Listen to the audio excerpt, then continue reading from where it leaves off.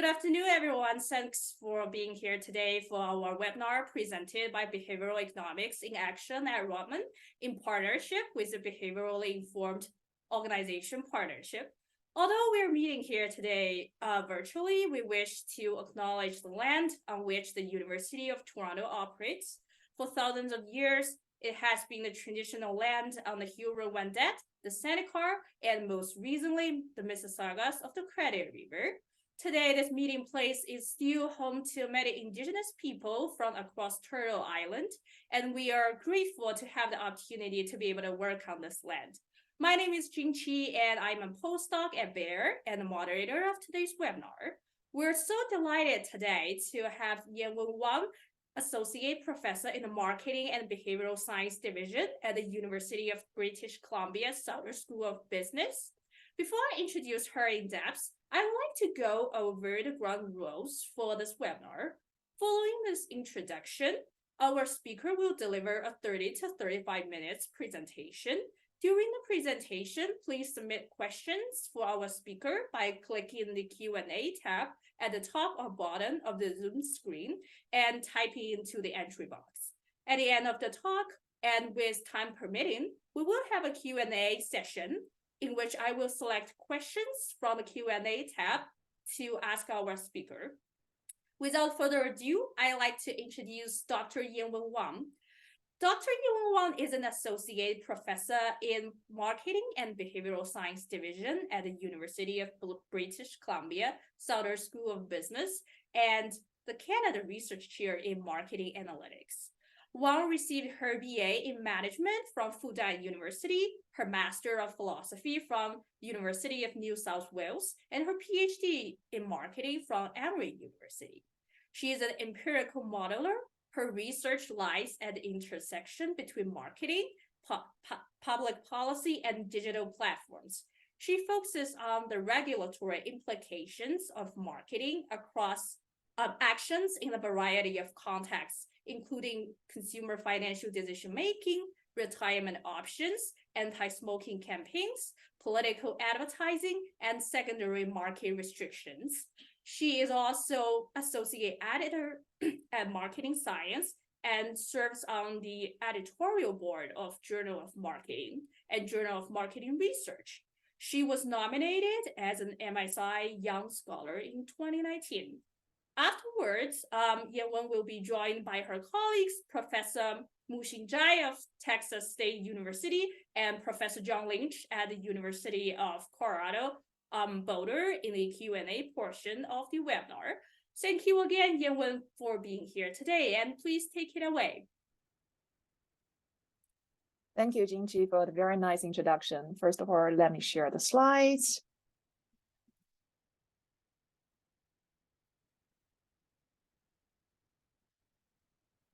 And you all see my slides? Yes, perfect. Okay. So hello, everybody. My name is Yanwen, and today we're going to talk about cashing out retirement fund at job separation. First of all, let me introduce my awesome collaborators. So they're Muxin, both Muxin and Zhang. We work together on this topic. Muxin is an assistant professor at the Department of Finance and Economics at Texas State. And Zhang is the Colorado University Distinguished Professor and also the founder, director of the Center for Research on Consumer Financial Decision Making. He's also the executive director of the Marketing Science Institute. So the presentation today is not impossible without the support from the two. I truly appreciate that. Okay, coming back to the topic. I'd like actually to ask all of you a question first. How many of you have changed jobs in the last year? There's a poll coming out. If you have 1 minute of convenience, can you just indicate, have you ever changed jobs in the last 12 months?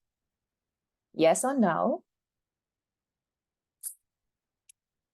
Okay, and we can go to the second question.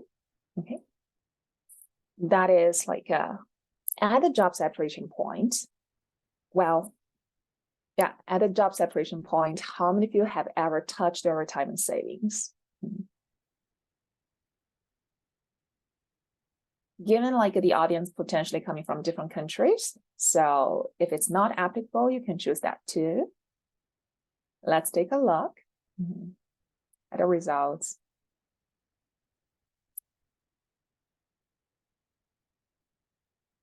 Well, this is a very like a small audience. This is a very small audience. I'm not sure it's representative enough. Okay.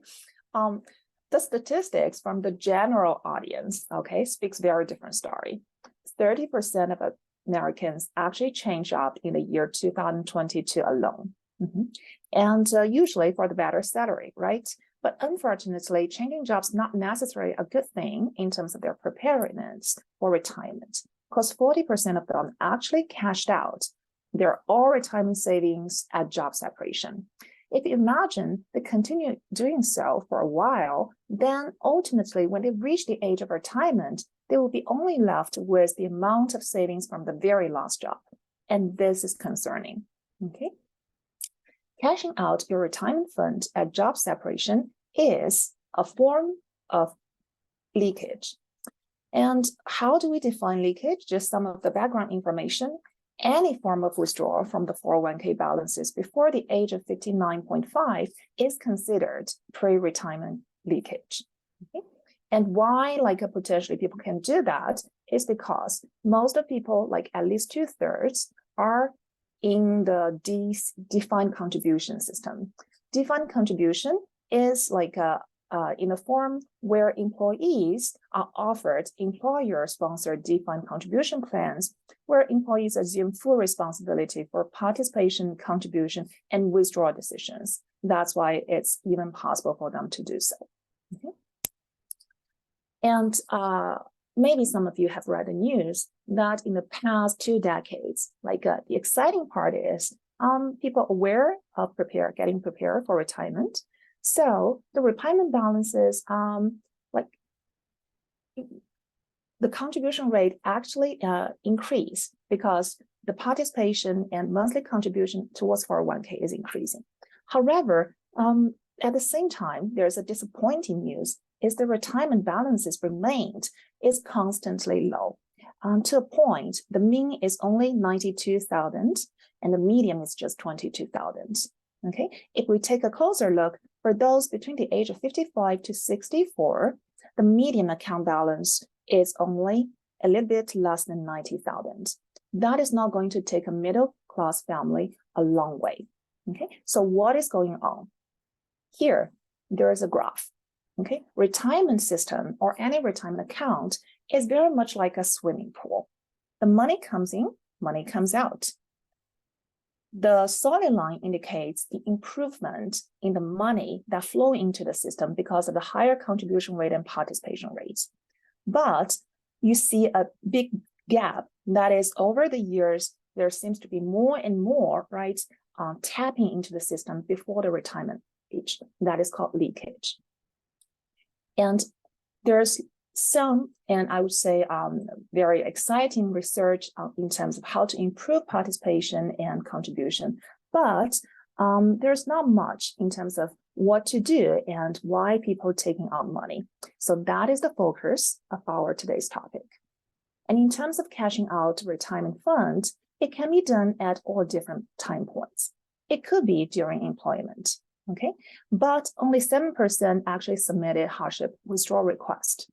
You can also borrow from yourself, but only 3% default. So where's the bulk of the money leakage at? The bulk of the money leakage happens at the point of job separation. At a job separation point, cashing out is not the only option. You can actually do something else.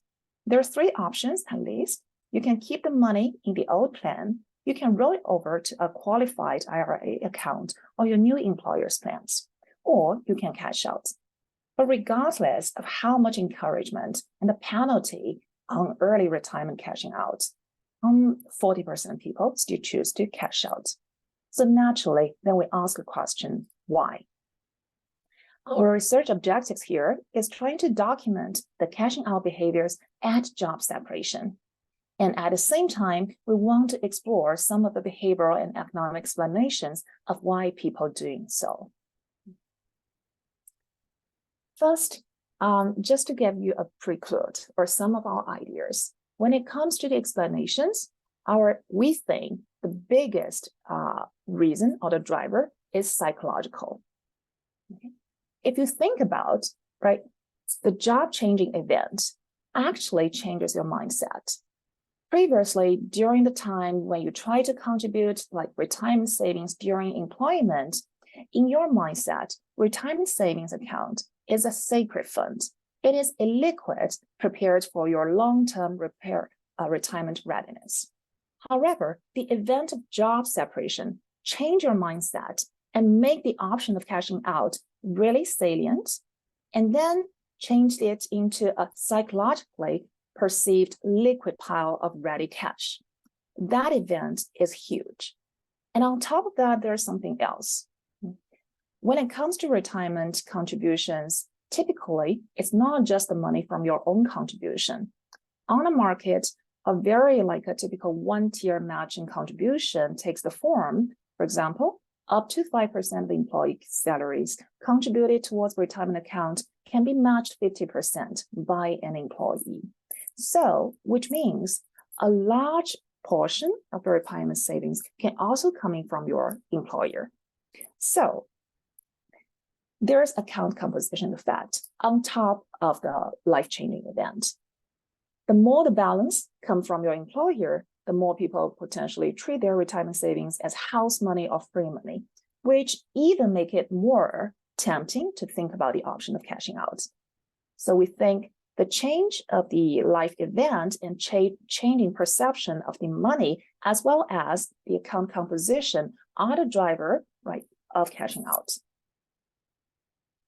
In addition to psychological explanations, we believe there's also bureaucracy reasons behind.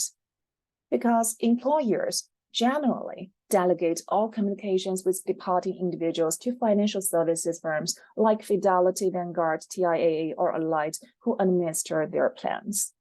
And these plans send annual informed letters to departing employees.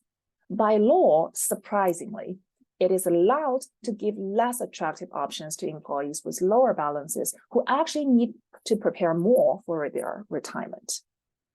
Let's take a very quick look of what kind of differences in between. It really depends on the account balance. If you have an account balance less than 1,000, then automatically you will be issued a check of savings minus the income tax and 10% penalties with no other options. If you happen to have a balance between 1K and 5K, then at least you'll be provided with two options, along with cashing out the option to roll over assets into a qualified IRA or your new employer. If you have a balance above 5K, then you can have three options: to keep the money with the old employer, to roll it over to a qualified IRA, or to cash out. So we believe the different presentation of the options potentially can make the cashing out even more salient and front of mind. And there's lots of evidence from the choice architecture literature. It does a little bit change of the sequence of the presentation of the options can make a huge impact. Except then psychology, bureaucracy, there can also be economic reasons. And in fact, this is the reasons always raised by people when they heard this topic, right? People say individuals tap into the retirement fund at job separation because they need money, because of the financial challenges. Yes, it is very hard to say without knowing more details whether cashing out is good or bad, right? It is a consumption snoozing behavior or potentially regrettable choices. But according to our data, right, we even make the most wild assumption. If any people who left the job during a high turmoil season is considered a laid-off, even though that is like a very upper bound estimate, it can only explain 27.4% why people take the money out. It's not explaining all the 41% of behaviors. So we believe on top of the economic reasons, there has to be something going on. And we believe it's mainly driven by the bureaucracy and psychological reasons. Okay. And the COVID pandemic actually speaks a lot to that. Because during COVID, there's a financial challenge for lots of households. But at the aggregate level, we observe the cashing out behavior to stay very flat or even decline slightly. So that speaks to how much adaptive people potentially can respond to their financial challenges. Lots of people provided the suggestions. It's better not to touch a retirement fund. This is the quote, like from the president of the Charles Schwab Foundation. He said, even if it's possible to borrow from your 401k, consider this a very last resort. Okay. And nowadays, I bet you all like me use a lot of ChatGPT. I also posed this question to ChatGPT. What should I do? Or should I cash out my retirement fund when I separate from my job? This is the answer from ChatGPT. Cashing out your 401k balances when you separate from your job is generally not recommended for reasons include tax implications, lost retirement savings, financial security, future contribution, compound interest growth, and financial plannings. So the big conclusion is economic reasons cannot fully explain the pictures. And we believe people are adaptive enough. They should be able to find lots of other resources to deal with the challenges. Okay, so now we kind of laid out the background of what is happening with cashing out at job separation. We want to speak more using data. So here, let's present the data to you. We work on a data set with one of the largest record keepers in the United States that covers 15% of the US workforce. It's very lucky we got a collaboration. In the data set, it tracks employees' account activities such as contribution, investment, loan, and withdrawal. It's like an accounting book. And we select individuals based on 4 criteria, very basic. This left us with 162,360 terminated employees from 28 employers and 28 retirement plans. First, let's take a closer look of how those employees' general, like demographics and contribution picture look like. We can compare those who terminated job and those who are still active. As you can see here, right, they're quite similar in terms of the age, income, compensation, gender composition. And one attention, as I highlighted here, the account balance is very different between the two subsets. But it is not because much of the selection going on. The difference in the account balance generally is a result of the difference in tenure years. For those terminated, it is about the age, a tenure period of 6 years. For those active, generally, they'll stay in their job for about 9 to 10 years. Okay, and in terms of monthly contribution, there's not much significant difference in between. 5.6% contribution versus 6% contribution. So terminating employees is a fairly big representative sample of the workforce. Next, we look at cashing out behaviors. As we said, right, generally there are 3 options: keep the money in the plan, roll over to a qualified IRA, and cashing out. Out of that 162,000 individuals, we find 41.4% people would take the money out. And even though we exclude those with small balances and only focus on those with balances above 1,000, this pattern continues. There are still about 35%.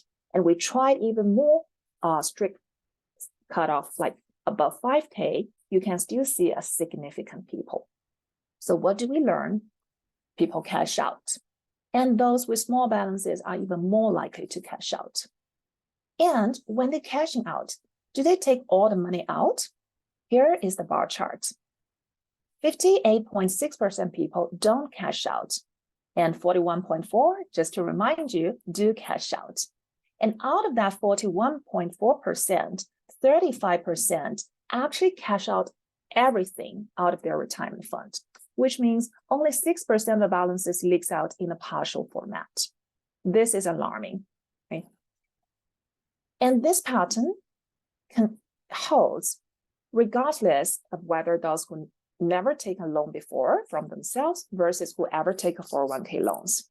And what you see here is those with 401k loans are more likely to tap into their retirement fund at job separation. This is not surprising because in their mind, this is no longer sacred money, untouchable box. Next, right, here is what we learn. 41% of terminating employee engaged in cashing out, and 85% of them almost do total cashing out. And out of that 85%, 2/3 are done in a one-time cashing out. That is, at job separation point, people take the money and most of them just do one-time total cashing out. And if you ever ask whether people would just eyeing for the amount contributed by their employer, that is not seems to be the pattern, because we only observe 0.3, less than 0.5% people would do so, only taking about the amount of money that is equal to their employer's contribution. Next, we've talked about the life-changing, job-changing event actually changed people's perception, how they view this retirement account. Next, on top of that, there's the psychological effects of account composition. Here it comes to the bivariate relationships. This is still from the raw data. What do we see? We see the percent of people with cashing out at job separation from the y-axis, and the x-axis speaks to the amount of money coming out from your employer. Frankly speaking, when we plot out this pattern, to me, it's very surprising. It is as linear as I can possibly get from any empirical research. What you see here, first of all, a positive, very strong relationships in terms of the tendency to cashing out your retirement fund versus the amount of money coming from your employer. And the size of the bubble, if you are curious, it speaks to the number of observations from our data set. And the very widely pattern of contribution rate is 50% on the market. That's why the bubble is very large here in the middle ground. Okay. I know some of you might have the question right now in your mindset is maybe this is an masked effect of income or balance. So what we do here is we cut the data differently by balance, income, age, and gender. Let's take a look. Here, what you see are two lines. People with small balances are less likely to cash out, with small balances are more likely to cash out. We've already known that. But more importantly, regardless of the balance level, you see a positive relationship between cashing out and account composition effect. And this pattern holds when we look at income, low income versus high income. And for gender and age, right? There's no marginal effect, but the positive relationship holds. We also do that for layoff, which is very tricky in terms of the economic incentive. How do we know people are laid off or not? Frankly, we don't observe that. We infer whether people are leaving job involuntarily based on the time they left the company. If the company has a very high turnover rate in that particular month, then for any employer who left the job at that time period, we'll consider that as a layoff. So we'd say it's an overestimation potentially for a layoff. But based on that, right, upper bound estimation for a layoff, still what you can see here is regardless of when people left the job, the relationship between cashing out at job separation and account composition is very robust. So based on those model-free evidence, we kind of have the confidence to say there is something going on between employer contribution proportion in terms of the account composition effect and cashing out. So what do we learn so far? We learn, at least on top of all the other demographics, there are two factors which drives cashing out. One is retirement account balance. The more balance you have, the less likely you're going to cash out. The more contribution coming from your employer, the more free money, the more account composition effect it has, the more likely you're going to cash out. And interestingly, the two counteracting mechanisms are related to one key fact, that is match rate. Higher match rate, higher balance, less likely to cash out. Higher matching rate, higher composition effect, more free money from your employers, more likely to cash out. So we're going to build a model, leverage on the data, taking advantage of the cross variation across companies. That you can imagine two companies very similar in the same industry, but offers different match rate to their employees. We'll look at those employees with similar demographics, and for those, luckily have a higher match rate. What is their intention to cash out versus those with a small match rate? What is their intention to cash out?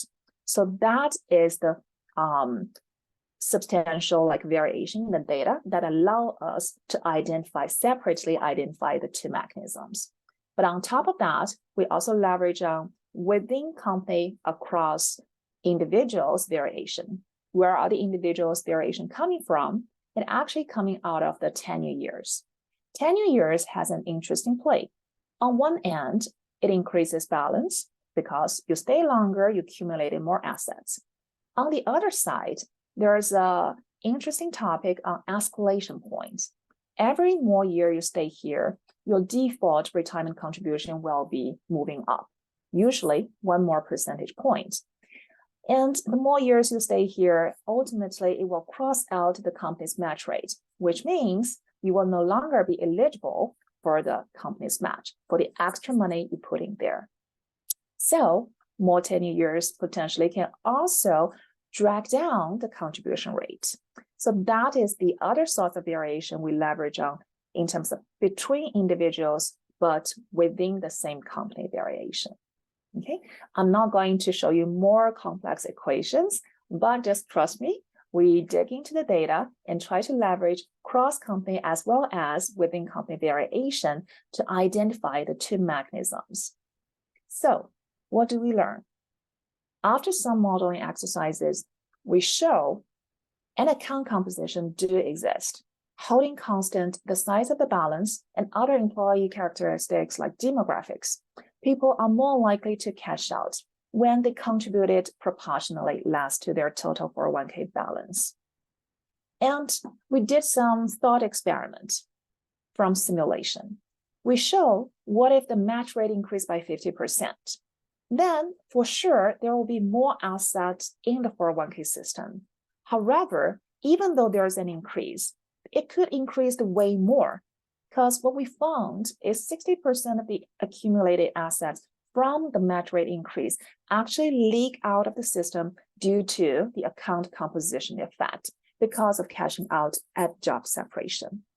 So this is not ideal. And this effect is even more stronger for people with shorter tenure years. So this is the conclusion. And what can we do? Right?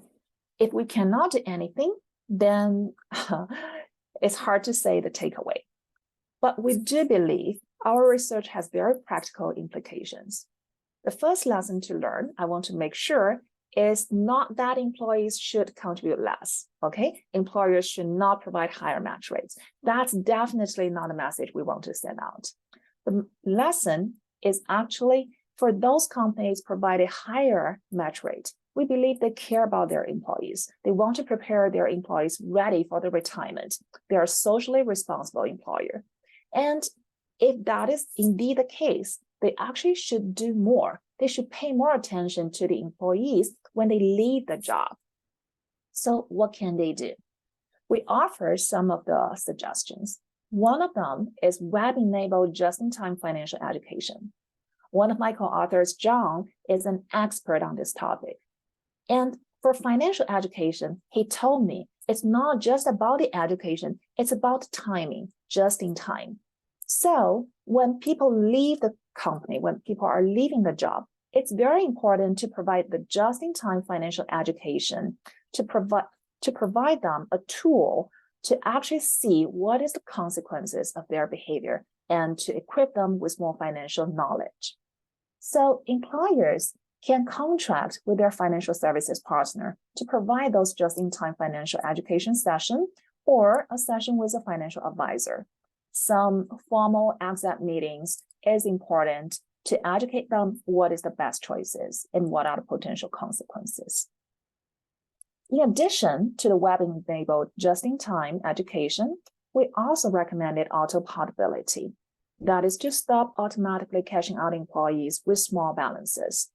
And we're very happy to see auto-portability initiative by the Retirement Clearinghouse.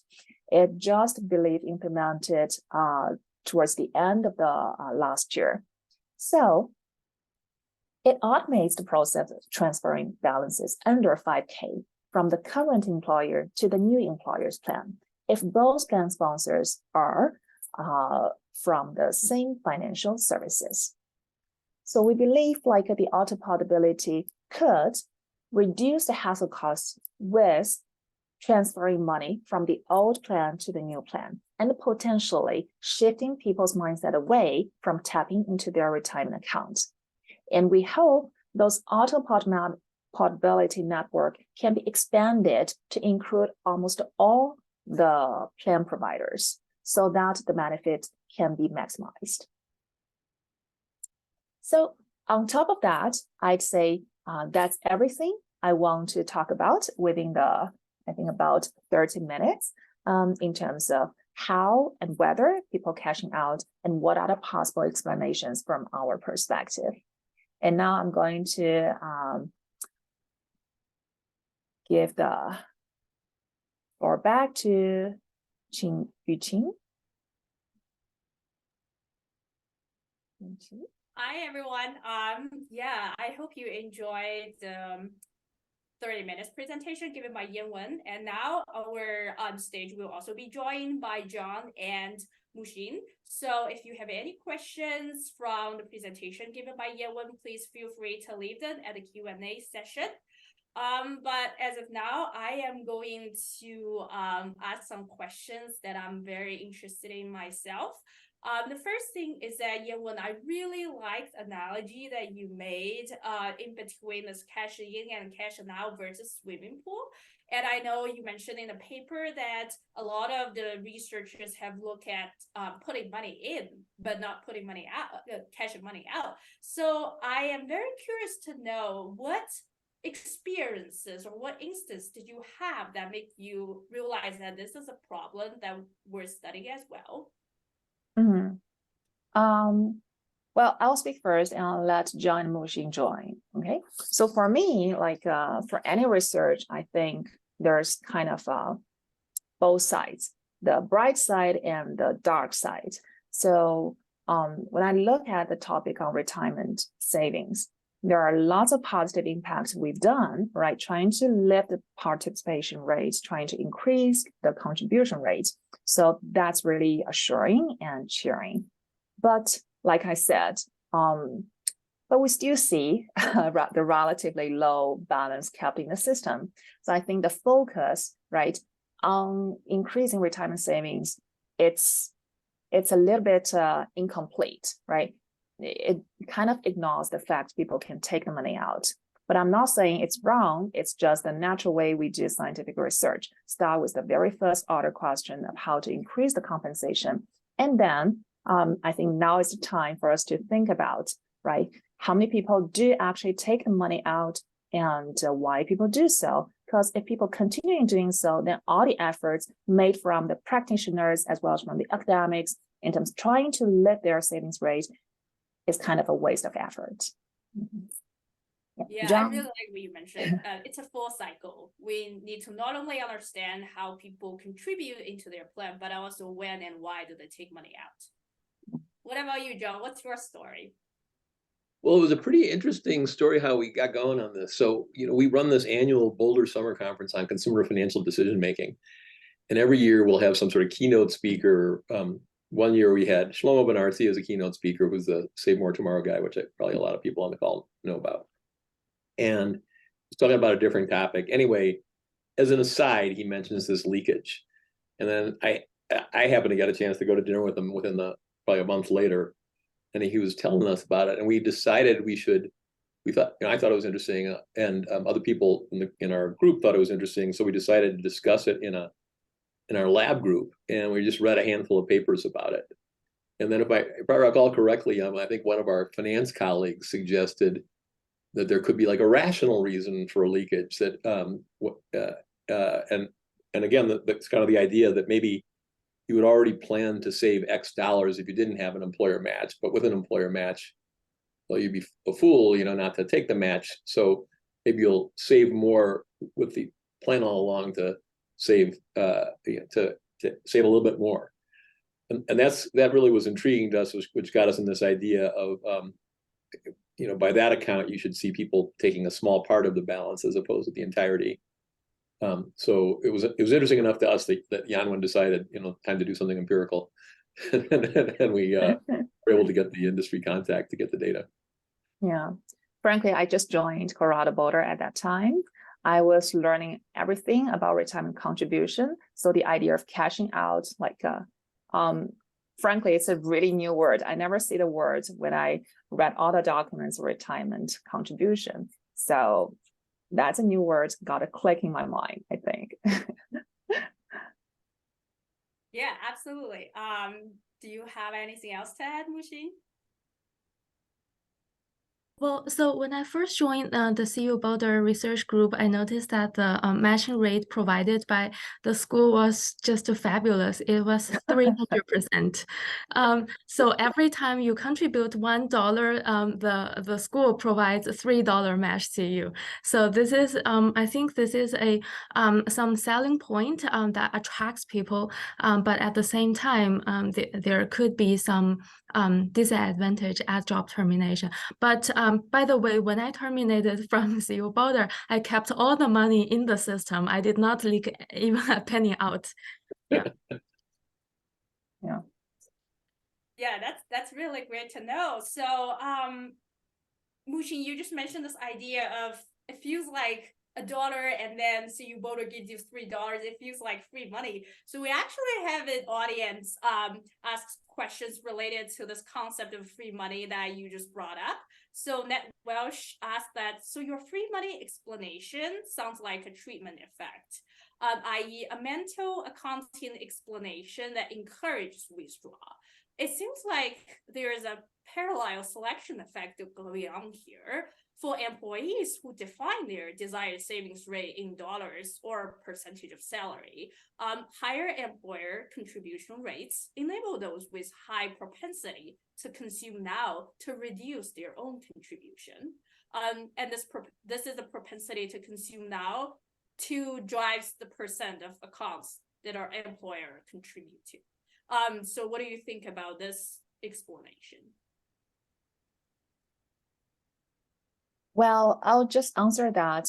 I mean, I'm not sure whether I interpreted correctly. I think the audience is asking, it's a way for them to save, right? To basically just get compound interest growth with their own money, given the match. So if that is the reason, we actually talk about that, the opportunity perspective. If that is the case, when people cash the money out, you should see people actually only cashing out the pot of money from their employer instead of from themselves, because they need to get ready for the retirement anyway. But rarely do we see so. We only observe 0.3% of individuals who cashed out exactly the amount of money coming from their employer. So we're not saying this is unlikely, but it does not seem to be like the majority of the story here.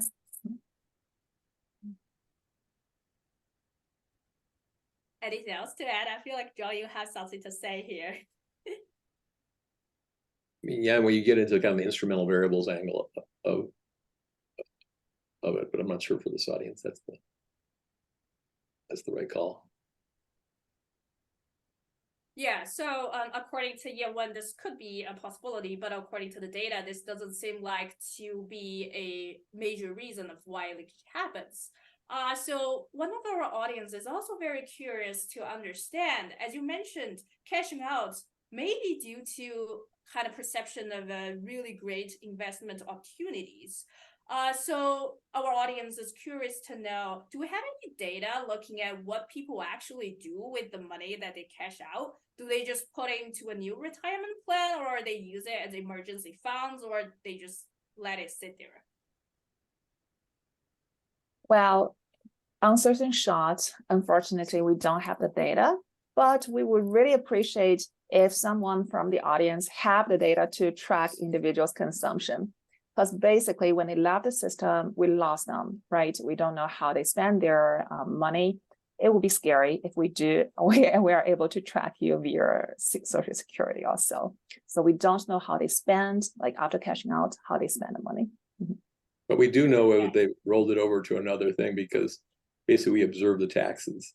So basically we can tell they cashed out because it's a taxable event. Yeah, that's a really great comment here, because that leads to my next question from our audience. So earlier you mentioned that there are usually 3 options people can have if their balance is over $5,000. They can either roll over to another IRA, or they can just keep their old plan, or they just cash out. So our audience is curious to know, like, do you have any data can suggest what are the reasons of why people picking one versus the other 2? What are their like mental models when they decide which option to pick? Okay, so I think for Yan Yi's question, right? Yes. So that's a good question. For now, right, we only consider cashing out as the pre-retirement leakage. Like you said, they have the options. They can transfer it to IRA, but we don't see it. What is the cost?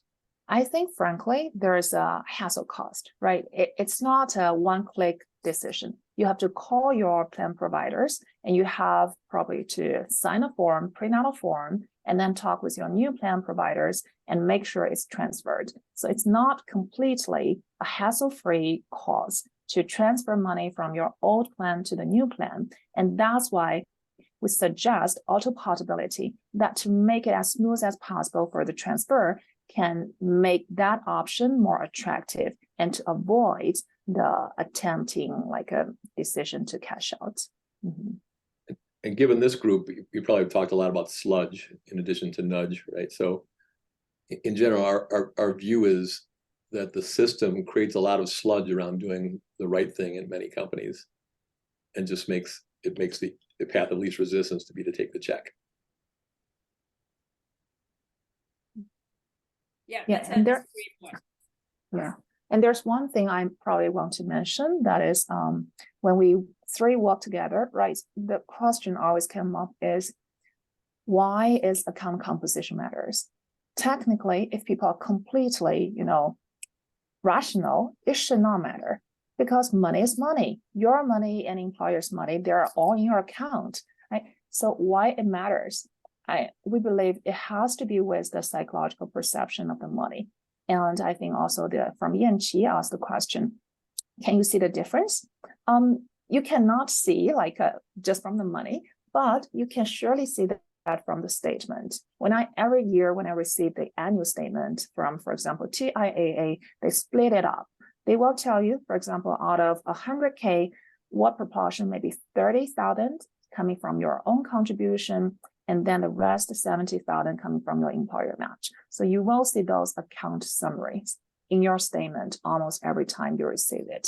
So I think that makes a huge difference. I just chime in, like one of the things we found really interesting is the incentives are identical during the time you're working as at the time you're changing jobs, in terms of what the taxes are the same, penalties are the same. So if you want to take your money out while you're in the middle of your employment, it's exactly the same rules. And yet we see that people working like 6.6 years on average, and the amount of money that flows out the door at job changes, I think our number is like 12 times the amount that flows out the door in the entire average 6 years that these folks are with the firm, with their firms. So there's something about this nudge to suddenly consider this option to cash out that happens when you change jobs, and then and only then we think that people start thinking about the psychology and where the account composition kicks in.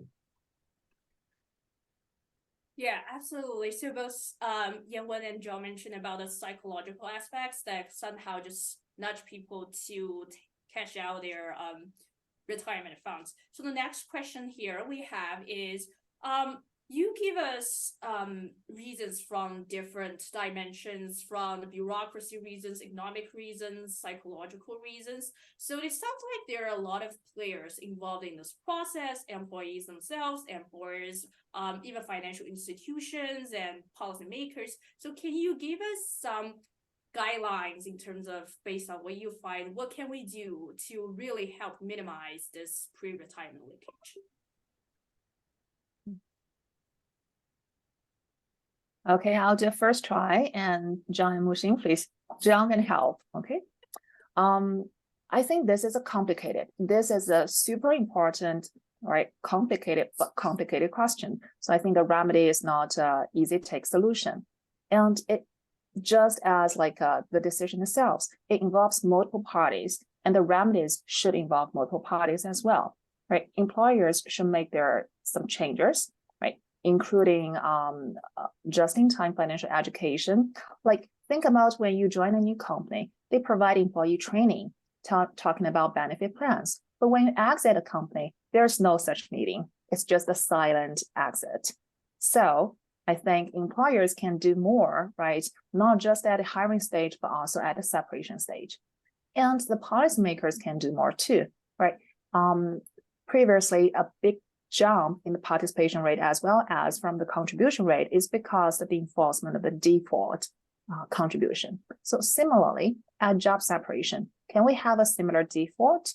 And what is the default? What is a default that can be accepted both by the individuals and also if it can be accepted, it means it should be super simple and easy, right? So if we can implement a default like an auto portability directly transfer from your previous plan providers to the plan provider's associated IRA account, if it's just a one-click saying, yes, I want to transfer, I want my money to safely and securely sit in a place until I find my next job, then I think that can potentially, to a great point, alleviate the problems. But like I said, I believe it's a complicated issue. John? I'll just chime in. Like, one of the things after we wrote this first, when we got our paper accepted at Marketing Science, we then wrote this companion piece in Harvard Business Review, and to do that, we interviewed these executives who are exactly on this point of the different players in the system. And one of the things that was very surprising to us. So one of the major record keepers does this annual survey of the employers who are the plan sponsors to ask them what are their issues that they're concerned about. Almost a very high number, a very high percentage were planning to do something around employee financial well-being in the coming year and crank up their steps on it. But then they had a long list of things that you might do about it. And leakage was at the bottom of their concerns. They're not seeing this as a problem. The thing we find is so ironic is if you're giving, especially if you have a healthy match, you wouldn't do it if you weren't concerned about the person after they leave you. And by the way, you should know that almost all your employees are going to leave you before they finally get a chance to use that retirement money. So, but somehow they're not thinking that that taking care of their employees' well-being on the way out the door implies a little bit of information, a little bit of counseling, et cetera. And that's why, as Yanwen described, you observe this bureaucracy. They just send you a letter so they could if they decide this is a problem, they could have some just-in-time information, for example, at job separation about what your options are. I guess the other thing we're interested in, we're interested in international comparisons. Like in Australia, for example, your money is not tied to your employer. Your employer has to contribute, but your plan is not tied to your employer. Nobody's asking. If you change jobs, there's not somebody now putting a piece of paper in front of your nose and saying, do you want to cash out? It's just kind of the paperwork just follows the employee. So that's another one where if we had a different system in the U.S., the problem would be alleviated. But right now, we just think it's that people don't realize what a huge problem this is, and so it's just flying under the radar. Yeah, I absolutely love, John, your point that they should have realized that all the employees will have to leave the company at some point. Yeah. So I know you were the expert on the timing, and we'll also mention about it. So my question here for you is, when do you think would be a good time, or should we like pick multiple time points to kind of educate employees, not just about contributing to the retirement plan, but also what they should do? Should they leave the company with their retirement plan, or just give them a bit more information when they get about to leave? You guys, Wuxin or Yanwen, why don't you take that one?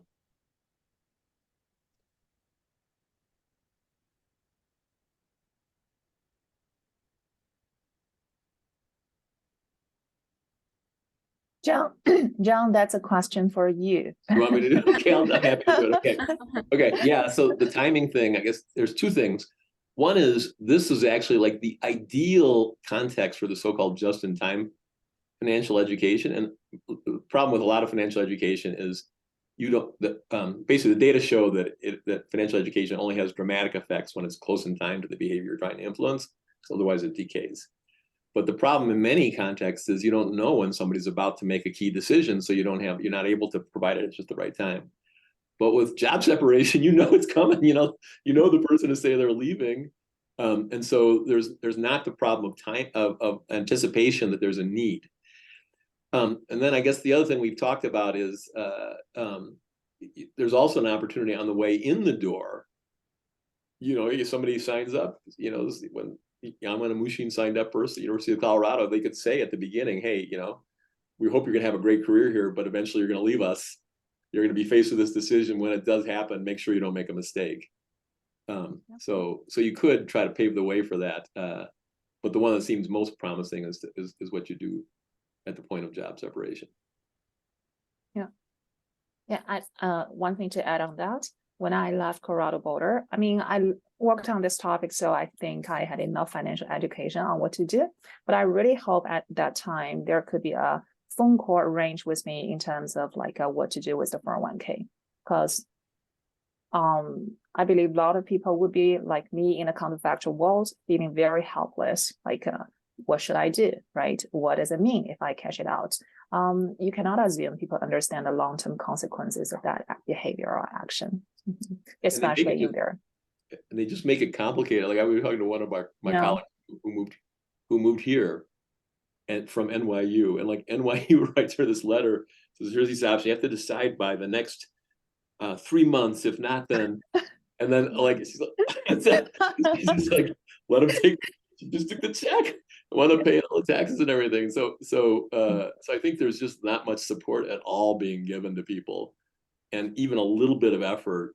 And you could be spending like $50 on an exiting employee, give them a counseling session about this, and it would have a dramatic effect. Yeah, absolutely. This is a brilliant point. I think, just like John, you mentioned, to be truly care about employees' well-being, we should also provide a little bit of assistance when they're leaving the company, and to really give them enough information to understand what it means if they do certain actions to their retirement plans. So Yanwen, I have a question for you. You were an expert on designing platforms. So we also mentioned that as John mentioned earlier as well, there are some sludges in the systems, and we're not providing enough just-in-time education. So if you were going to design or improve a system, what do you think are the important pieces to have to really help ease the transition and prevent people from making regretful decisions down the road? Okay, so what I say is, I think for different age groups, it would be very different. For those closer to retirement, I think the consequences looms larger in their mind. But for those in their late 20s, right, or early 30s, I feel like every time when I search online, within the website, for example, any plan providers, I did not see very clear instructions on what to do. After reading some of the web pages, it's always end up contact at this number. So I think maybe provide more either videos or either more interactive, online Q&A. Generally, just like John said, that is the time, right, when people are actively seeking out information on what to do. It's actually the best time to provide us help or to provide the education you want to avoid a mistake. So I think if there's any like an easy piece of information is in the online, for especially the younger generation, right? When they look at their account summaries, it's all about contributions. It's all about the asset cap in the system, but there's almost zero piece of information on what to do. So don't just put a phone number like call this number, because people, rarely do so. So offer more concrete videos or even clicks on what steps to do. Yeah, Online absolutely. chats. Any thoughts from you, Muxing? So I think when when an employee leaves a job, typically they have, as John mentioned, 90 days to make a decision what they want to do with their retirement account.